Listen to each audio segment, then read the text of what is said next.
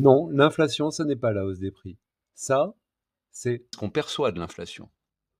C'est ce que ça nous coûte à nous au fur et à mesure. En tout cas, c'est la sensation que nous en avons. En fait, l'inflation, c'est la baisse de valeur de la monnaie. C'est la baisse de son pouvoir. Il ne faut pas confondre l'inflation qu'on appelle conjoncturelle, qui est en fait effectivement une petite hausse des prix due à une différence entre l'offre et la demande, mais ça, c'est assez transitoire.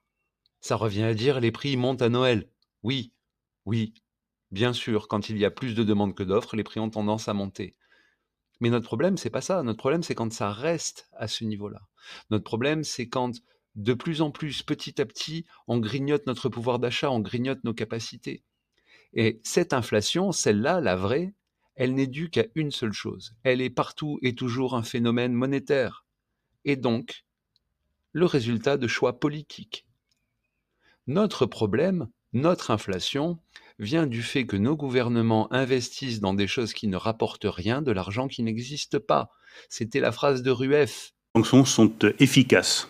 Les sanctions économiques et financières sont même d'une efficacité redoutable. Et je veux laisser planer aucune ambiguïté sur la détermination européenne sur ce sujet. Nous allons livrer une guerre économique et financière totale à la Russie. Nous allons donc provoquer l'effondrement de l'économie russe. En fait, l'inflation, c'est assez simple. On va utiliser un petit schéma. Imaginez que toute la richesse d'un pays soit de 10. Imaginez que maintenant, à l'intérieur de ce pays, pour permettre les transactions, on mette en place une technologie particulière, la monnaie. Parce que oui, la monnaie n'est qu'une technologie. Et qu'on mette en place 10 pièces pour s'échanger les 10 unités de valeur, les 10 unités de richesse du pays. Première question, combien vaut chaque pièce? 10 d'un côté, 10 de l'autre, chaque pièce vaut 1, pas de problème, on comprend ça.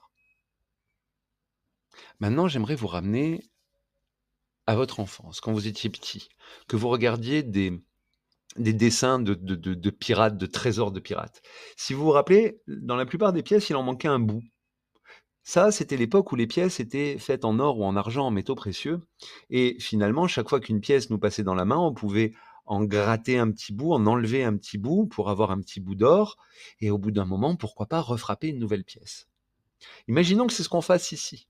Imaginons qu'on prenne chacune des pièces que vous avez sous les yeux et qu'on en enlève 10%. Puisqu'il y en a 10, 10% sur chacune, à la fin, je peux fabriquer une nouvelle pièce. Je la fabrique. J'ai maintenant 11 pièces pour une richesse de 10. Combien valent chaque pièce? Moins de 1. C'est ça l'inflation. C'est le fait d'augmenter la masse monétaire sans augmenter la richesse en face. Tant que nous ne nous concentrerons pas sur la création de richesses, nous souffrirons de l'inflation. À partir du moment où nous ferons en sorte d'augmenter les richesses créées, l'inflation sera au contraire un moteur. Lesson 4. Never make a bet. You can't pay the debt. Si vous ne me croyez pas et si vous voulez en savoir plus, rejoignez-nous.